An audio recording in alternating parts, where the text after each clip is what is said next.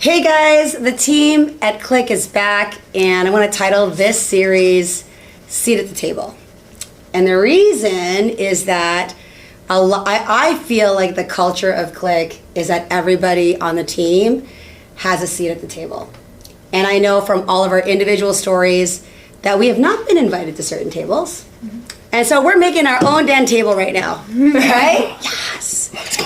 So I think the idea that I had for this is for us to share an opportunity or moment where we were invited to the table and other times where we were not invited to the table. You know, sort of like a positive and not so positive situation, because we all have different stories.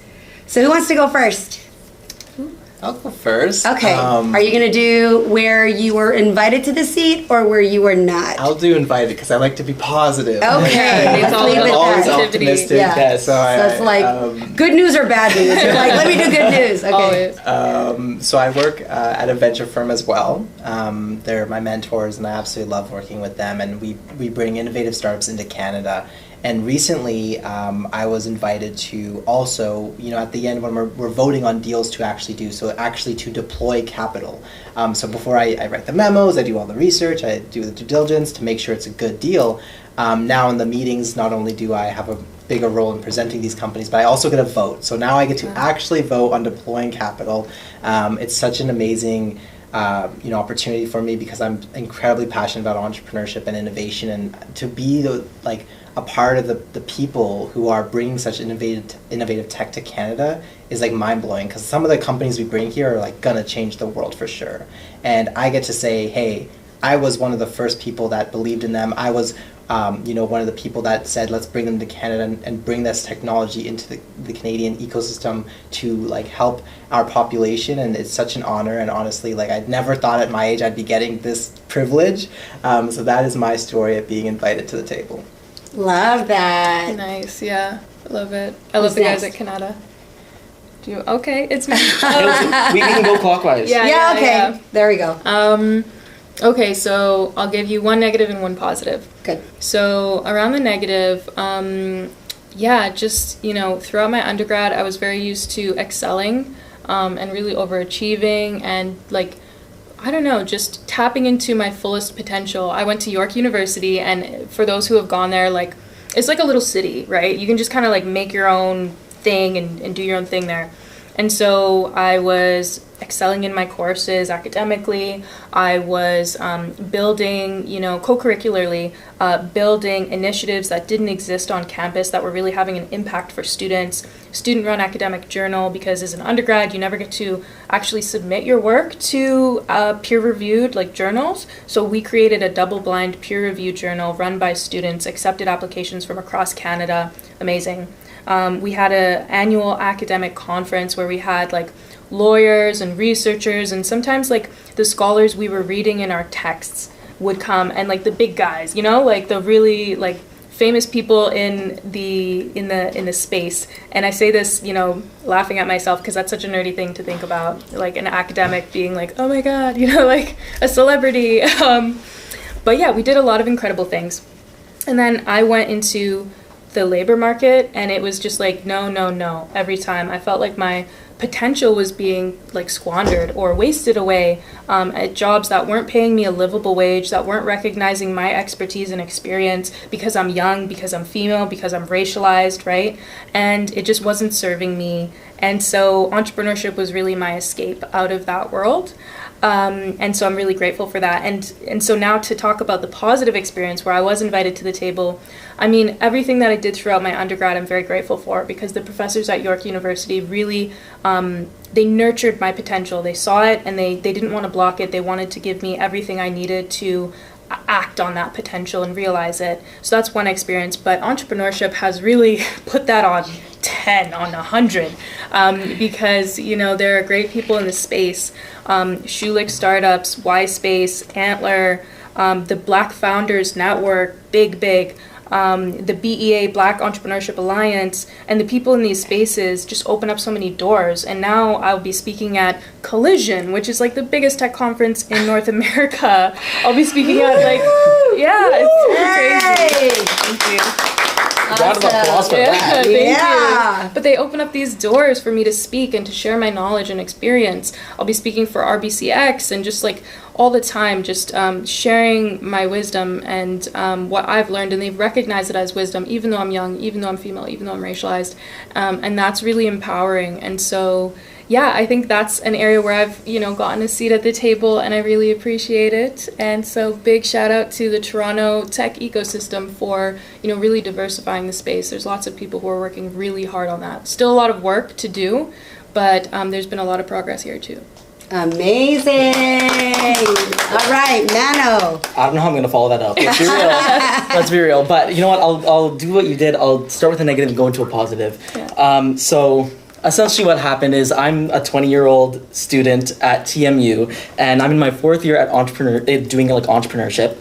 So it's actually funny because young people are not really given the opportunities that you'd expect to have at this stage that I have right now with OneCliq. So essentially, my story, I'm going to start with a negative and go to a positive because I feel like that's, a great learning experience. But essentially, I'm a student at TMU and I study entrepreneurship. So my entire degree is about, going above and beyond and like really innovating and having control over things and doing cool shit, right?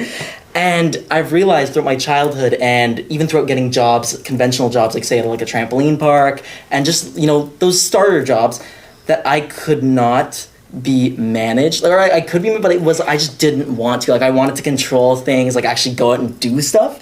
And I started a few businesses, whatever, and I went into university, having these little side hustles going on. And one of the incubators at the school actually was doing this program where they were having an apprenticeship. And through that apprenticeship, I actually met Tanika and Nathan, and it was when they were doing Minute Skill. So this was back in the early days, and I applied and I joined them, and I realized that they started giving me a lot of responsibilities, and because of that I was just like, whoa, I've never experienced this unless with like my own business.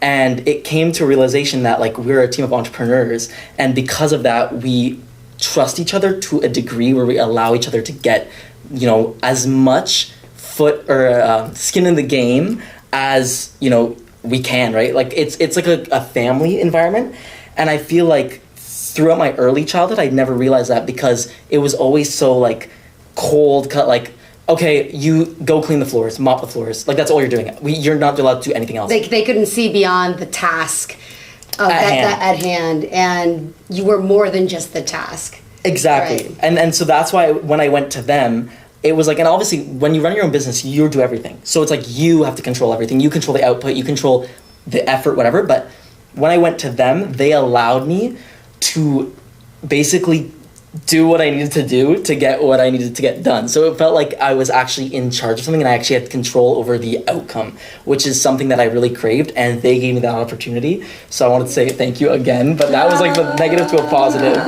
Great. I love that. Thank you, You see? Yeah. They gave you a seat at the table. They gave me a seat at the table. I love it. Exactly. How could we not? I mean, 5 seconds of knowing you, Mano, that's all we could ever do, because you are so much more, like you have more expertise in the things that you do, so how could we not just trust you to figure out how you're going to do it and how you're going to accomplish it? Like, it's the only way to go, so.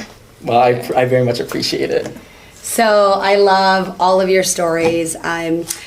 A little bit about me. I started in the dating industry in 1992. Before they were even a concept, okay? These guys were not even a concept yet. Oh my goodness. So in 1992, I applied for my very first job. It was a telemarketing position. This is pre-Facebook, pre-internet. Like internet was dial-up, okay? It's a time when your parents were on the phone and they're like, get off the phone, because it was like, beep. Okay, so that's, you don't even know what I'm talking about probably. But my job was to call singles. They would fill out something in the mail because we didn't have anything other than mail, word of mouth, church, business, bars, like that was it, people facing. And so the company, even though it was a dating service, it was called Together Dating, that then turned into LifeMates. It was a franchise, but then one of the top stars decided, I'm going to start my own business.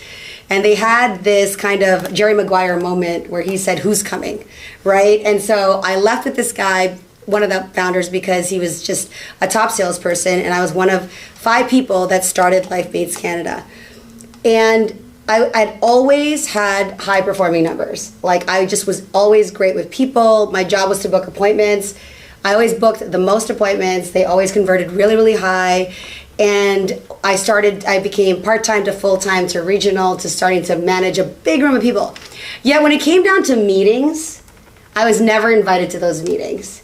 Yet I was running the call center. I literally was running the call center. What would happen was my director at the time would get me to give him the stats, and he'd bring those stats to the meeting.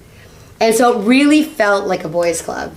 And it was crazy because I didn't realize, I was really young. So I was only 20 when I started in the dating business, and very quickly started to outperform people that were doing it for a long time. And I had a lot of imposter syndrome then, because I'm talking as a 20-year-old to 45, 50-year-olds about their long-term relationships, and I had never had a relationship in my life. But what I knew was that love is what, I was selling something intangible. That if we offered an opportunity for people to connect, why would you not want to look at that? If my job was just to have people open up the opportunity to come in for an appointment and see what this was about, then I would win, right? Win, and we would both win, because I really believed that it solved a problem, which was you're single and lonely, you don't have people to meet, why not meet through this dating service? So I love that. That being said, it never changed for a long time until I met my current business partner, who said, you've been doing this for 18 years, and this was in 2010 now. He said, why don't you start your own blog?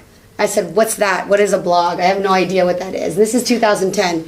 You guys were born? Yeah. It's like, yeah, okay. More or less. Yeah, so, and I did, and I remember leaving my job at the time because I was, I had a 6-figure salary, I had a house, kids, mortgage, all that stuff, to go to like that steady, reliable income to, you're not going to make any money next month. Because I left on my own, and there's no severance pay when you leave. So I entered the world of entrepreneurship.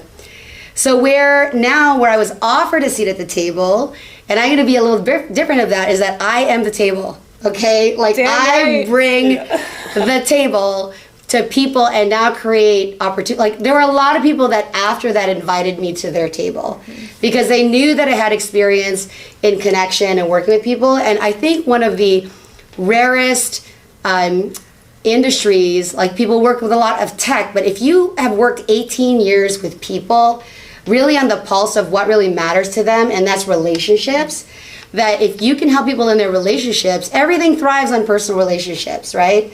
So I learned a lot of the skills of negotiation and dealing with people through my experience as a matchmaker. And so what happened was I took those skills and just pivoted to media. I ended up starting my own blog, writing everything, and building a brand to now where people were asking me to teach them the things that I had learned. So the table is here, and you guys actually allowed me to be at your table. And so now I like to sit at tables where I'm welcome and where they also have the same values and where we can create opportunities to have more seats at this table. Because in reality, my table and your table is 10 times bigger.